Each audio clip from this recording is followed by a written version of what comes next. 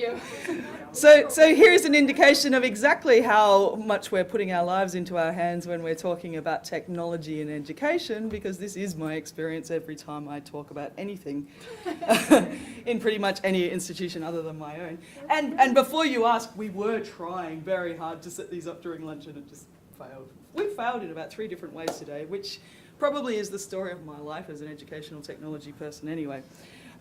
So my talk is actually based on work that an honours student did with me. So this is a quite small research project.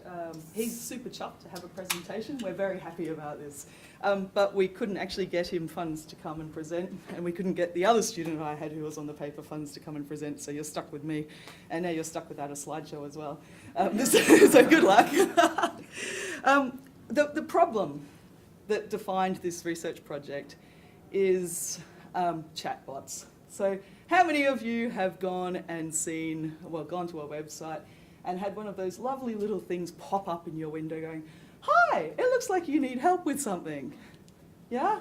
How many of you love that? It depends would be the word, but generally they're just really irritatingly annoying, right? This would be my experience of the thing. And they waste my time. I have to close all the damn things down. Now, do you know what I find really interesting about that? What does that little chatbot thing that pops up in your face all the time remind you of? Old people here probably remember this. Ah! So why won't these things die? Like, we all hate these things, and yet like 20 years of torment, like where I cannot get away from these things that are trying to help me when I am not looking for any help whatsoever, right? So the basis of this paper is, how do I kill these things off, or at least make them a little bit better so that they stop annoying the crap out of me? Like that is the basis of this whole project. So given that we don't actually know when people are actually seeking help quite often, quite frankly, quite obviously, given how much these things are annoying me when I'm not trying to look for help, how can I start actually classifying help-seeking behaviour? And so we're looking a lot in online discourse and online communities. Can I work out when students are actually asking for help in a fairly indirect way, right? So it's quite easy to find students asking a direct question, like, why does this happen? But quite often students are not actually asking very direct questions. Quite often they're saying things like, "Oh, do you think that?" Or "Inform me as to blah, blah, blah, whatever." Like, so there's a whole heap of other rhetorical moves that students can make when they're seeking help. How can we actually start... Ooh, this is about the point where I might need this. How can we actually start identifying those rhetorical moves in a way that actually makes sense? So a lot of work has gone into this. So why would you be interested in finding help-seeking behaviour? Help-seeking behaviour is very well correlated with things like self-regulated learning. It's quite often seen as an important thing for an indicator of whether or not students are actually self-motivated. It's an important skill generally. You know, can you actually help the students who don't know how to find help to actually become better people at understanding that they've got a problem and maybe they should be doing something? But to be able to do that, you need to be able to find it. Are we there? Are we there? Oh my God. This is very exciting. Because I'm starting to run out of where on earth am I with my talk? So there's been a lot of work that's been going on with this, and people have identified classification schemes. They've done a little bit of work in terms of self-reporting, but if I'm trying to avoid the chatbot of death, self-report is really quite too late. Yeah, so I need to be able to automate. Okay, so oh my God. Yeah, just keep going, keep going. You're doing a great job. You're doing a great job.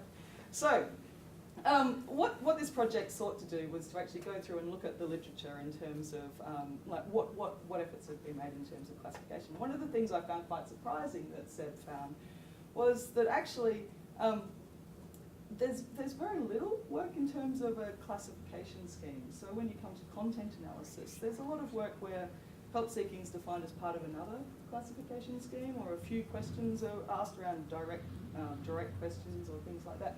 But these other more nuanced forms of seeking help are quite often missing from the schemes that have existed. So he did find one very good schema. Are we there yet? No.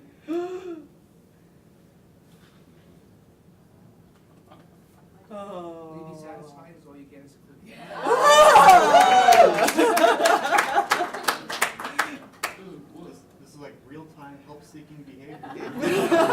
And the help was provided, which is part of the... It wasn't denied. It was denied for a while, but we got there in the end.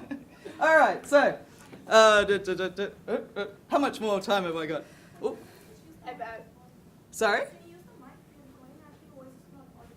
Oh, okay. She's limiting usually me. very loud. She's limiting me to the Usually world. tell her to quiet. Okay, so we're into slideshow. Oh yes, and now I'm at UTS. So this work was actually done at QUT, and all the other people are at QUT. There is Sebastian who did the work, and yes, that is the photo he wanted me to share with you of him. So yeah, there you go. Okay, so yes, there we go. Chatbots, blah, blah, we don't like them. Yeah, Clippy. You know what's really interesting about Clippy? You can't find an image of Clippy actually helping anyone on the web. I had to actually paste that. Yeah, anyway. I had to construct the scenario as I remembered it. And this is an interesting thing. So O.G. Waters has already been talking about these things. You know, these things are just really annoying, right? But we can't get rid of them. Okay, so we'll go through that. Okay, so classification schemes have been made. So here we have a classification scheme due to Curtis and Lawson from quite a while ago. But it's looking at utterances in online collaboration. And so what you'll find inside that schema is there's the concept of help seeking, so that gets classified.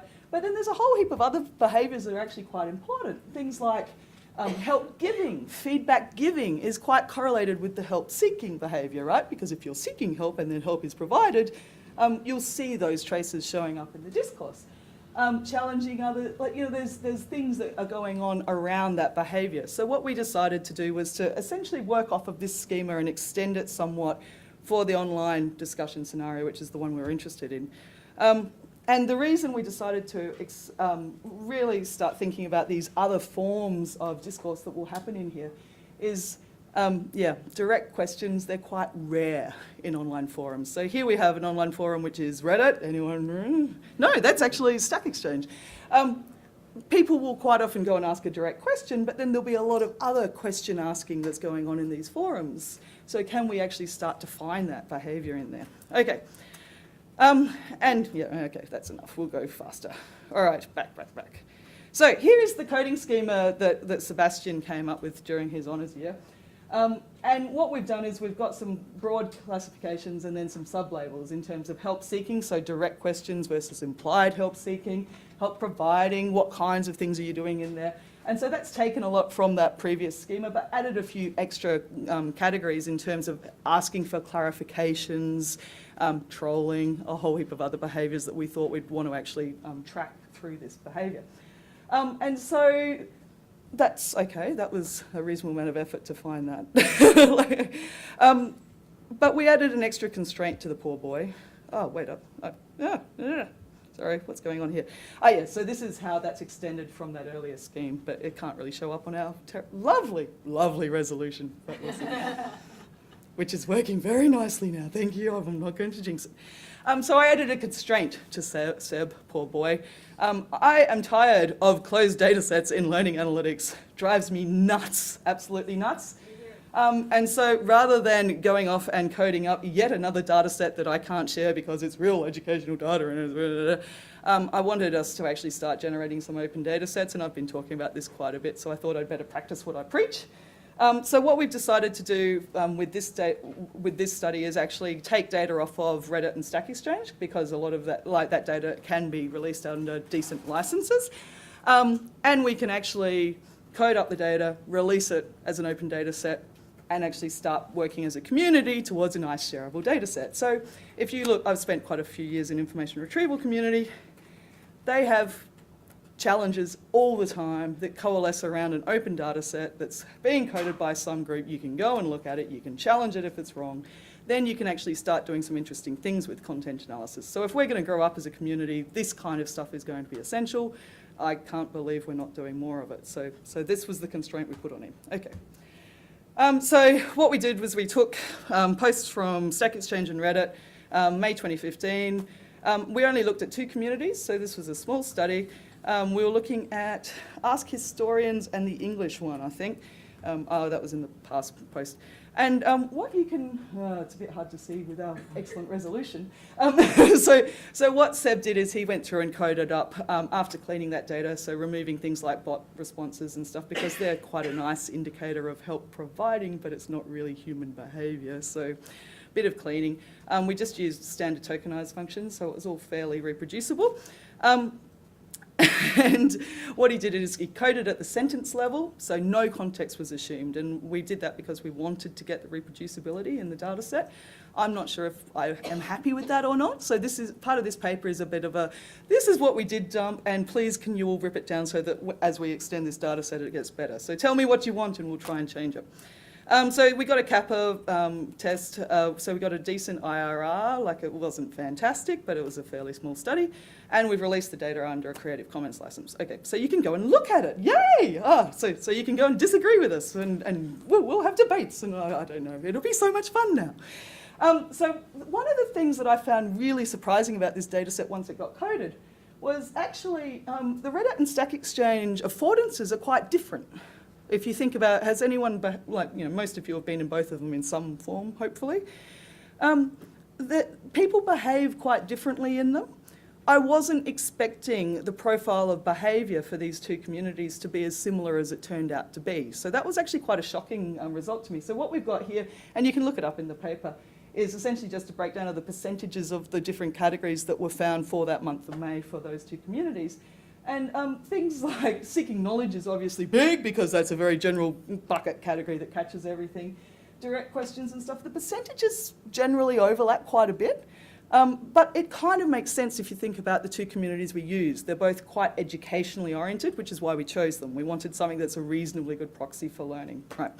Okay, so that was a bit surprising to me, but what I want to do is extend the data set with communities where, you know, things are messy and nasty, and what we'll see is we'll start seeing some very different profiles, and then we can start training classifiers over some quite different behaviour patterns and actually get something interesting emerging. We'll see how that goes. Yeah, so, you know, the affordances are very different, but you can't see that because we've got such fantastic resolution. Okay, my talk has gone in so many different levels now with the whole starting. So yeah, feel free to go and look at it. It's on GitHub now, hopefully. I think he's put the Stack Exchange one up.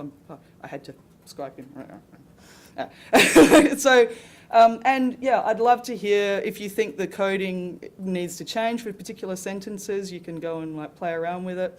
I'd be very curious to work on this as a community effort. Okay, so once we'd done that, which took a lot of the year because a bit of exploratory analysis about, well, can we actually start automating the detection of? So just very, very simple features, n-grams and like question counting, or, you know, really Mickey Mouse, okay. And did a little bit of like testing to see if SVM versus random field, you know, which one's random forest, which one's working best. We were actually surprised that the precision, so both communities we could get reasonably good accuracy, but it's a trick. It's not real. Essentially what's happening is the thing's fixating on seeking knowledge because that's your big dominant category, so you know all it's doing is like guessing seeking knowledge, of course, right? So once you start looking at the confusion states, it's like not bad, but it's, you know, very preliminary in terms of a cross-check. I don't really mind because actually I just wanted to see if this was in principle possible, and we'll go forward from there.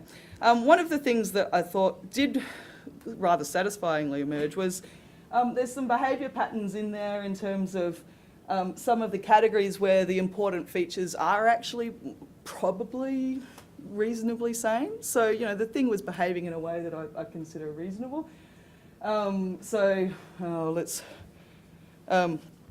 But how much time have I? Yeah. Well, I'm almost done anyway. I was trying to work out how much detail do I want to go into here. There's a few things being fixated on, and this was actually coming up in the talk yesterday, which was about help seeking, where because we're actually doing some, we're finding things like Islam, because that was a dominant topic of conversation on that month, you know, so that's not fantastic. That's all right, we can watch out for that in future.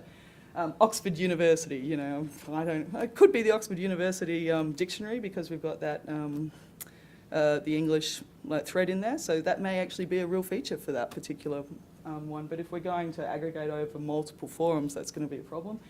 So, you know, not terrible. One of the things I was most satisfied with is if you look through here, direct questions, we've got things like does, correct, express, vague, enlighten showing up. Well, yeah, okay, that's not too bad. So, you know, we could in principle do this, as long as we get a much more extended data set, which is much more firmly, well, I guess much more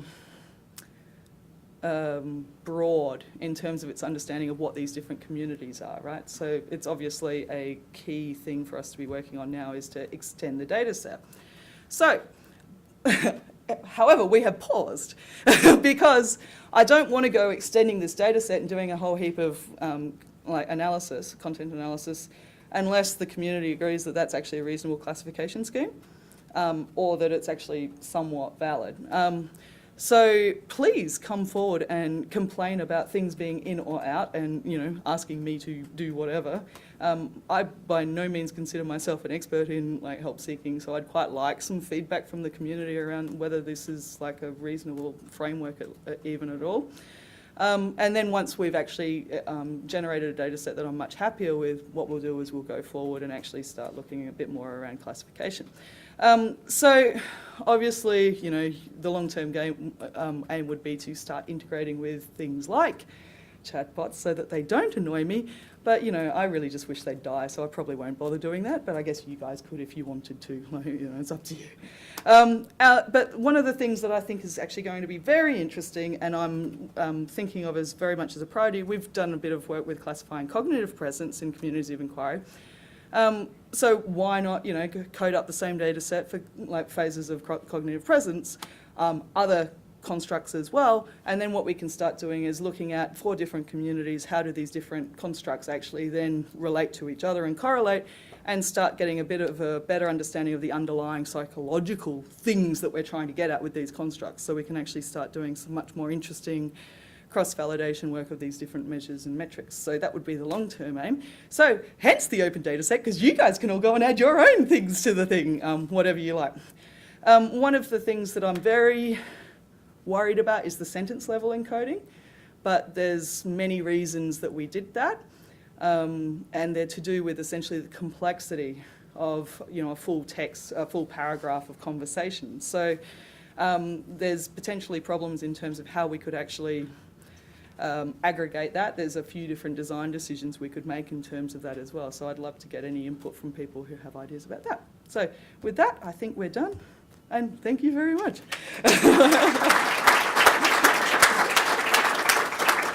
thank you so much for taking on that challenge. Oh, I think it was an excellent job. We have 1 or 2 minutes for questions, really quickly before we go on to the next presentation. When you were considering the taxonomy, the classification, did you look at vendor-driven sense-making methodology? No, we didn't. So that would be worth. So that's Yep. what I think, Yeah. right? There's certainly some overlap. You've already Yep. got some of the pieces Yep. that she has, but Yep. maybe that's another source. Yeah, and this is the problem. I think there's lots of fields have looked at this from lots of different angles, and so I get very worried that we've missed large swathes of it, which is one of the reasons for just going blat onto the ground and trying to get something where you guys can come back at us. Yeah, so. But you've got an open data set. Yay! Bill? Huh? Kirsty, I may have missed this, but is it possible in the data set that you have potentially look for occasions where help is coming later in the sequence of activities to detect when help might be appropriate to provide, rather than just pop up to the beat as soon as you arrive? So looking at essentially the evolution of the conversation in terms of the discourse. Making a prediction that it looks like this person's going to Yeah. need help at this point. Yeah, no, we would actually be able to do that kind of analysis. So I'd like to get the thing bigger, but essentially because the way the coding's being done, essentially it's on a per sentence basis just through the post. And then you've got the next post. So you could actually start looking for, well, making predictions about where that was likely to occur. I don't think we're anywhere near that yet. Like, we'd need a much better understanding of what's going on in terms of the discourse. And then because we're at sentence level, there's going to be a real dominant, like, so one of the core things to be looking at would be how you can aggregate that sentence level stuff or look at multiple levels in terms of the classification. And I think that would be worth exploring. Right? Yeah, I don't know. All right, so let's thank